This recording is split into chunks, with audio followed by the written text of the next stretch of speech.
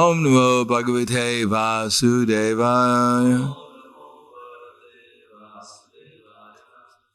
Srimad Bhagavatam, Canto 7, Chapter 9. Prahlad pacifies the Lord with prayers, text number 25. Kutra Shisha Shrutu Sukam Rigatri Shi Rupa.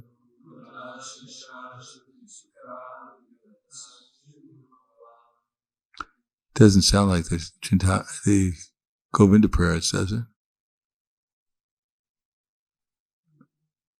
You're our expert, Ananta. It isn't? Oh, yeah. I guess Lord Brahma was there when Prahlad was reciting the prayers. So. I want to honor him. Kutra Shisha Shruti Sukam Mrigatrishna Rupa. Kwadam Kalevarama Shesha Rujam Virahaha.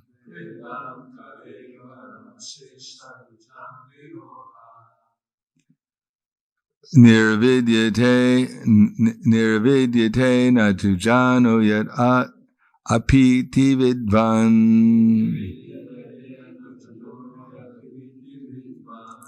Kamanalam madulavai shamayan durapai.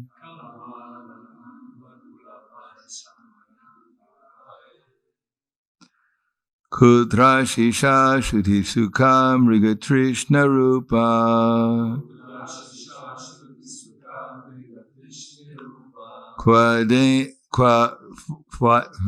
Vedam Kalevaram Ashesha Rujam Viroha. Niravidyate Natujano Yadapiti Vidvan. Kamanalam Madhulavai Shamayan Durapai.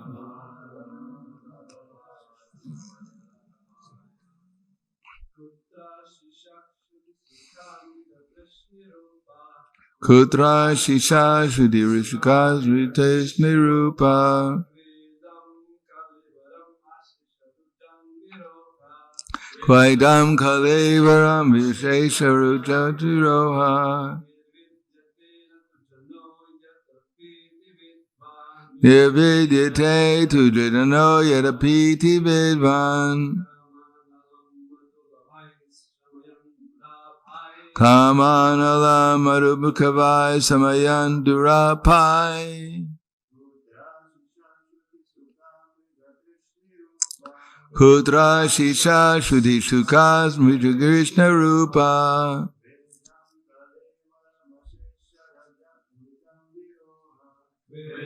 Deva Sangayuda.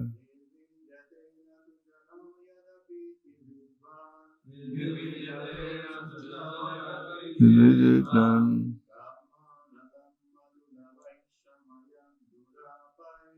Amarilam.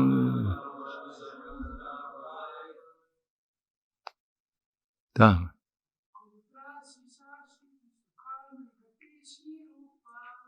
Trashisha Shuddhiriskas Krishna Rupa.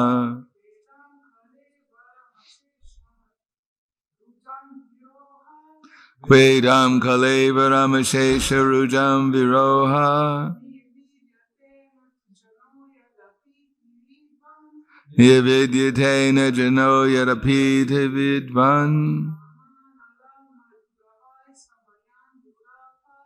Kamamala Madulavai Samayan Durapai. Kutra. Where? Ashisha. Benedictions. Shuta Sukha. Simply pleasing to hear of. Mriga Trishni. Rupa, exactly like a mirage in the desert. Qua, where? Idam, this. Kalevaram, body. Ashesha, unlimited. Rupam, rujam, of diseases. Viroha, the place for generating. Nirvidyate, becomes satiated. Na, not. To, but. Jana, people in general. Yat api, although. Iti, thus. Vidvam, the so-called learned philosophers. Scientists and politicians. Kama, analam, the blazing fire of lusty desires. Marulavai, with drops of honey, happiness. Samayan, controlling. Durapai, very difficult to obtain. Translation and purport by His Divine Grace, A.C. Bhaktivedanta Swami Prabhupada. In this material world, every living entity desires some future happiness, which is exactly like a mirage in the desert. Where is water? Where is water in the desert? Or in other words, where is happiness in this material world? I guess it's a question mark. Where is water in the desert? Or in other words, where is happiness in this material world? As for this body, what is its value? It is merely a source of various diseases. The so-called philosophers, scientists, and politicians know this very well, but nonetheless, they aspire for temporary happiness. Happiness is very difficult to obtain, but because they are unable to control their senses, they run after the so-called happiness of the material world and never come to the right conclusion. Purport. There is a song in the Bengali language which states, I constructed this home for happiness, but unfortunately there was a fire, and everything has now been burned to ashes. This illustrates the nature of material happiness. Everyone knows it, but nonetheless one plans to hear or think something very pleasing. Unfortunately, all of one's plans are annihilated in due course of time. There were many politicians who planned empires, supremacy and control of the world. But in due time, all their plans and empires, and even the politicians themselves, were vanquished. Everyone should take lessons from Prahlad Maharaj about how we are engaged in so-called temporary happiness through bodily exercises for sense enjoyment. All of us repeatedly make plans which are all repeatedly frustrated. Therefore, one should stop such plan making. As one cannot stop a blazing fire by constantly pouring ghee upon it, one cannot satisfy oneself by increasing plans for sense enjoyment. The blazing fire is Baba Mahadevagni, Nirvapanam, Shayat Kairava Chandika Vikarams. The blazing fire of material existence. This forest fire occurs automatically without endeavor. We want to be happy in the material world, but this will never be possible. We should simply increase the blazing fire of desires. We shall simply increase the blazing fire of desires. Our desires cannot be satisfied by illusory thoughts and plans. Rather, we have to follow the instructions of Lord Krishna. Sarva dharman prityaja mamekam sharanam vraja. Then we shall be happy. Otherwise, in the name of happiness, we shall continue to suffer miserable conditions. In this material world, every living entity desires some future happiness, which is exactly like a mirage in the desert. Where is water in the desert? Or in other words, where is there happiness in this material world? As for the body, what is its value? It is merely a source of various diseases. The so-called philosophers, scientists, and politicians know this very well, but nonetheless they aspire for temporary happiness. Happiness is very difficult to obtain, but because they're unable to control their senses, they run after the so-called happiness of the material world and never come to the right conclusion. Namo Vishnupadaya Krishna Prasthaya Bhutale Srimate Bhaktivedanta Swami Namane Namaste Saraswatam Deve Gauravani Pracharane Nirvishesha Srinivadi Paskatyade Satarane. The Bhagavatam doesn't appear to be very sentimental. That if you're a nice person, then things could go better for you. No, it says here that there's no happiness in the material world. Or there may be happiness, but that happiness is temporary. And the main happiness is the state of consciousness when we're not desiring things in the material world. There are two different types of consciousness in material consciousness. One is the hanker for what we don't have, thinking that this will fulfill us. And then lamenting that we had something which we thought was fulfilling to us, and we lost it. Or we got something that was going to fulfill us, and it wound up making us more frustrated than before we had it.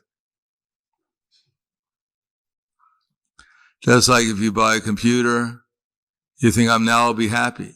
I'll be in control of the universe or some part of it, and I'll be happy. And then you get the computer, and it doesn't work. And it becomes a source of your frustration. Or it works for some time, you put all your data on the computer, and then it crashes. And you've lost all your work for the last 5 years. And you were so confident that it was such a nice computer that you didn't back it up. And now you have 5 years worth of misery.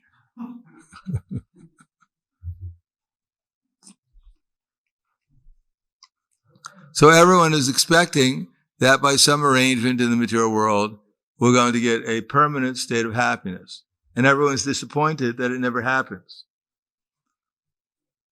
And according to the advertisements, it's because you haven't bought the right product yet. If you just spend a little extra, you get something that lasts practically forever, or maybe at least until your warranty runs out. Just like they used to make light bulbs, they used to last perpetually. But that wasn't a good idea. So then they made light bulbs that had a certain number of hours they burn before they burn out. Because now they make these light bulbs that we can see around us. They don't burn out, but they burn the people out. So they may last, but the people under the light bulb won't last. Therefore, in Bhagavad Gita, Arjuna is asking, what's the difference between a self-realized person and an ordinary person? How can I tell a self-realized person? You're talking about self-realization, Krishna consciousness, so many different things. So how am I going to understand who's a self-realized person? So he asks, Stita pragyasya ka bhasha, samadhi stasya keshava, stita di kim prabhasheta, kim asita vrajeta kim. Arjuna inquired, what is the characteristics of a person who's situated in transcendence? How does he sit? Is his back straight or is he leaning over? How does he walk? Does he walk with a big gait, fast or slow? How does he talk? Which language? Slovenian, English, German? What language does he talk? Now, according to our chart, Krishna answers it, but he answers in a way in terms of consciousness, not in terms of external activity.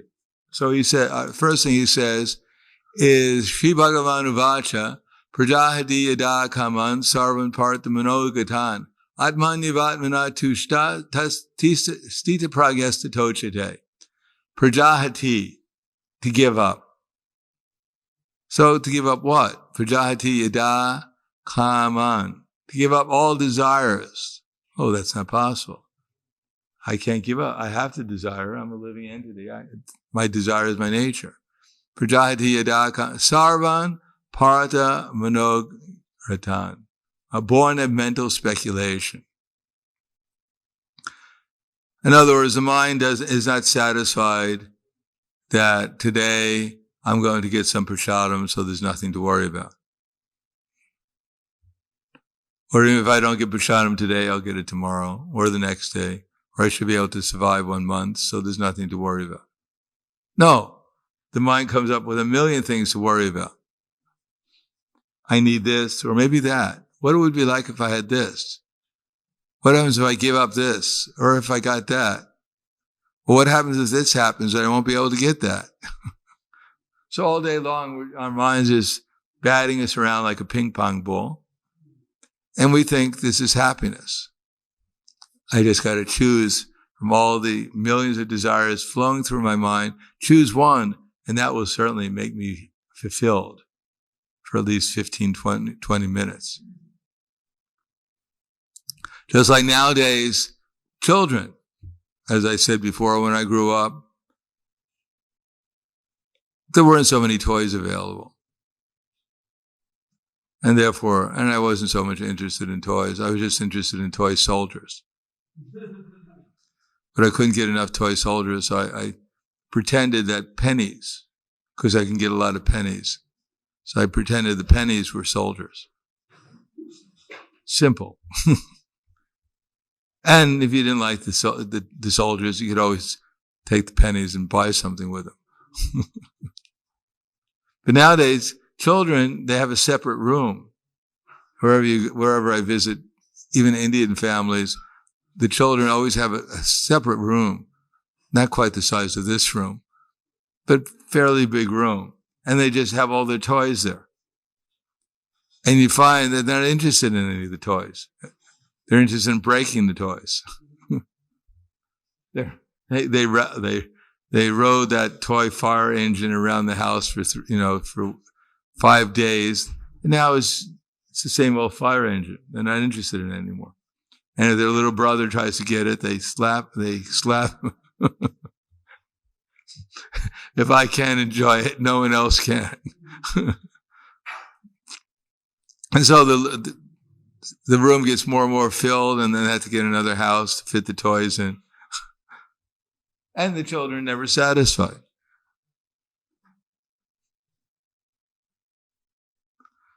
So we can see, and then the commercials, the children wake up early in the morning, they watch the television, and the commercials are all about, tell your mother or father you got to buy this, or else you're going to have a tantrum. Don't let them say no. Hound them for weeks at an end. Mommy, give me this, give me that. No, mommy, no. Okay, I give up. I need some peace.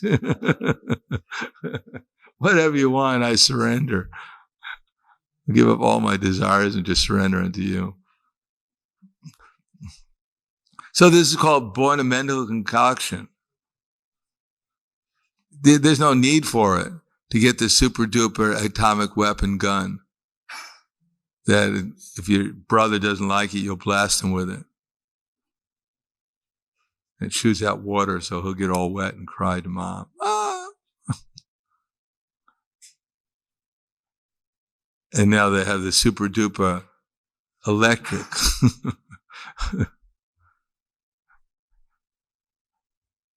Shoots out a ray of electricity, hits your little baby brother, and he gets stunned. He can't go to cry to mother.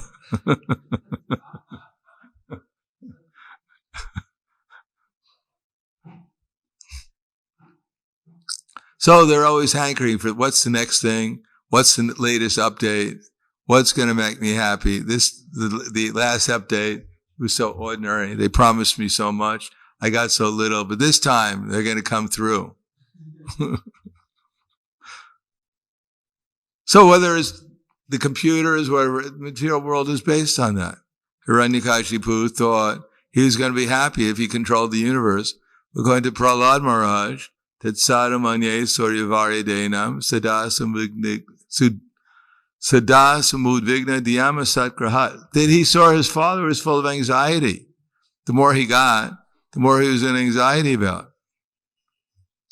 If you have one car, to take care of the car, you got to buy the car, you have to spend so much money, you have to go into debt. Most people go in debt, even for a car.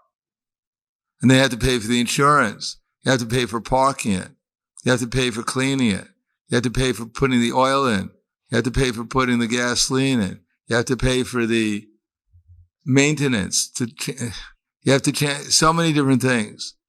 And if you make one little mistake and you get a dent in the car, that's a week's salary.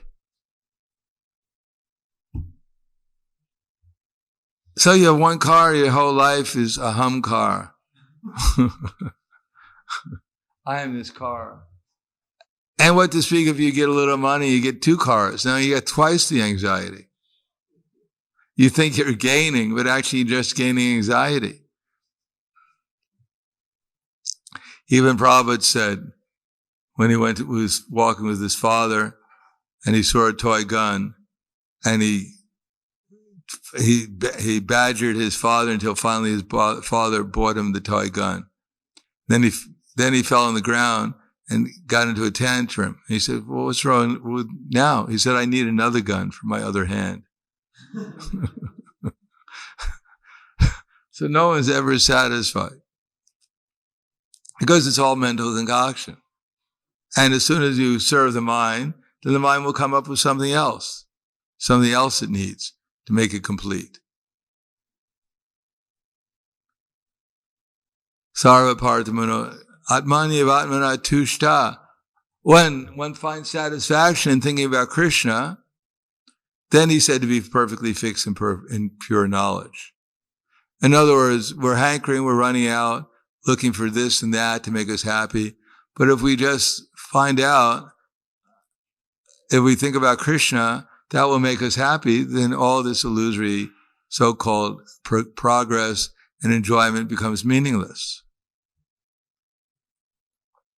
Now, that's all right. Now I'm not hankering for any kind of material happiness, but there's so much misery, so I need some relief from my misery. No, Krishna doesn't agree with that either. He says, Dukeshu vamanagmanak sukeshu vigatas priha vita raga vayakroda stita dirmuna uchite. One who's not disturbed by this threefold miseries, nor is elated when there is happiness, who is free from attachment, fear, and anger, is known as a sage of steady intelligence or a steady mind. In other words, if we're actually cultivating Krishna consciousness and pure devotional service, and we go on in spite of the so-called happiness or distress, then as our meditation on Krishna becomes deeper, then we're not at all disturbed by the so-called happiness and distress. We know if I just continue on with devotional service, which is conducive for my deepening my Krishna consciousness, then the so-called happiness and distress and material energy will have no meaning. And therefore one will not be afraid or disturbed in spite of the greatest difficulties. If one can actually concentrate one's mind upon Krishna and actually experience what Krishna consciousness means. Right now we think we know what Krishna consciousness means, but we have actually no understanding. All we can know is that there's a spiritual world and eternally they live there and no one complains. There hasn't been one complaint. If there's a Amazon.com, everyone gives 5 stars. Eternally. Amazon.com. That it's a world no one comes except for a few crazy people. No one comes from the spiritual world down here.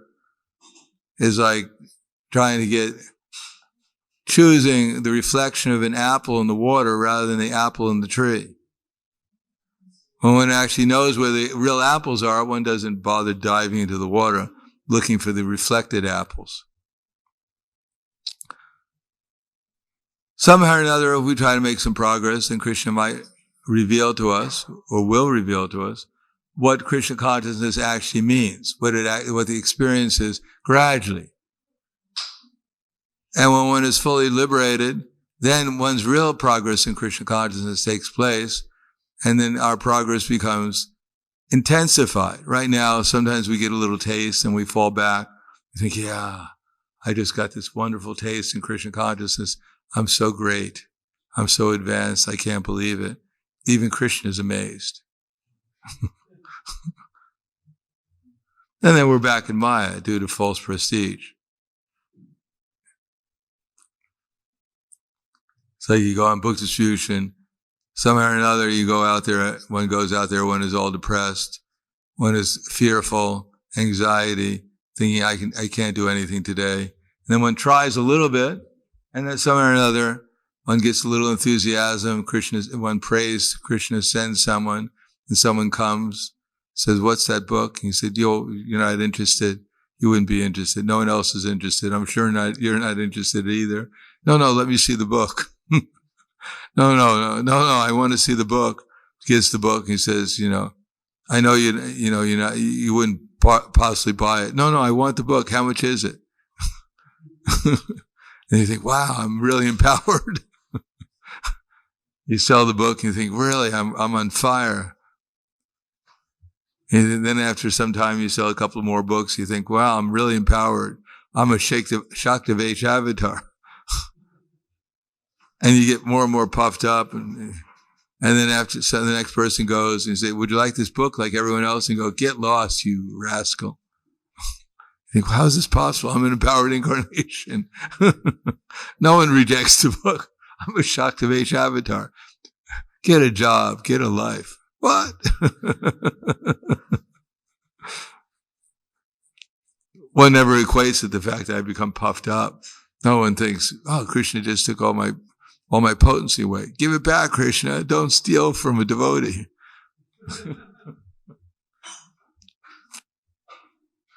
So Krishna wants us to cultivate service, but he also wants us to cultivate an attitude of appreciation, humility, and so many other things. And therefore, sometimes he may give us the potency to do our service, and sometimes he may take everything away, and we become despondent. And hopefully, then we try to rely upon Krishna again. Krishna, I know I'm a rascal. Please forgive me. I was so puffed up. Please give me some mercy again. And he gives us some mercy. Thanks a lot, Krishna. I'll see you next Janmashtami. Then we're, wow, I'm down. It's possible. Krishna is so unsteady. Couldn't possibly be anything wrong with me because I'm a pure devotee. Krishna doesn't realize it, how pure I am. So the point is that when we find satisfaction in Krishna alone, but there also has to be a certain amount of humility to find Krishna in the first place, because he's the unlimited Supreme Lord, and we're 1/10,000th the size of the tip of hair in size. There's no room for any pride in Krishna consciousness. How can a 1/10,000th size tip of hair in soul, when he meets the unlimited Supreme Lord, who's in every atom in unlimited universes and throughout the spiritual world, how could he possibly get puffed up? On what basis? Look, Krishna, I may be 1/10,000th the size of the tip of hair in size, but I'm a magnificent 1/10,000th the size tip of hair in size.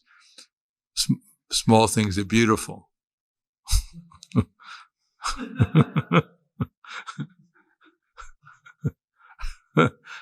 No, if we were in our right place, we'd actually be unlimitedly humble as we're unlimitedly small. But because we're puffed up with this material identification, material conception of life, therefore we're subjected to pride, which Maya is always offering us. So we can imagine ourselves to be something much greater than we actually are. Therefore, that's the main mental concoction. And on that basis, we have to display our opulence in so many different ways. Make sure people are reminded of who we are. Of course, we don't know who we are, but people should be reminded of it anyhow, who we think we are. So I'll stop there. Thank you. Any questions, comments?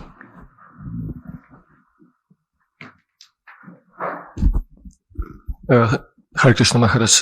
So I'm just wondering, this verse you were quoting Prajahati Adakaman. So this is second chapter, and Krishna didn't use to surrender to him. He uses this Atma, the self, or what is how's this? Krishna speaking to a big audience. So Atma generally means one finds satisfaction in the self. Atma Rama Chamunayo Nigranta Nirukrame. There may be one kind of Atma Rama who's satisfied in just being oneself. But that's not really what Krishna is referring to. he's talking about finding satisfaction in the self alone, which ultimately remains Krishna. No one can be satisfied in just thinking how I'm Brahman or something. The only real satisfaction is when we're conscious of Krishna.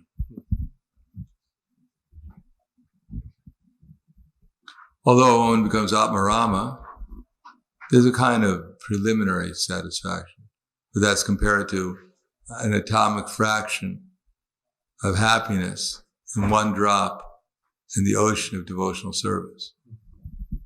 Atomic fraction, one drop of water, is not very significant compared to a whole ocean of water. And we want the ocean. If you're in a desert, it says here in the verse, if you're in a desert, everything's dry. You don't need one drop of water. You need an ocean of water. Take care of the dryness in the desert. Anything else?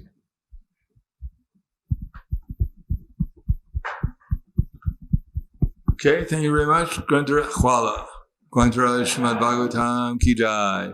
Srila Prabhupada Ki Jai. Gaur Premanande.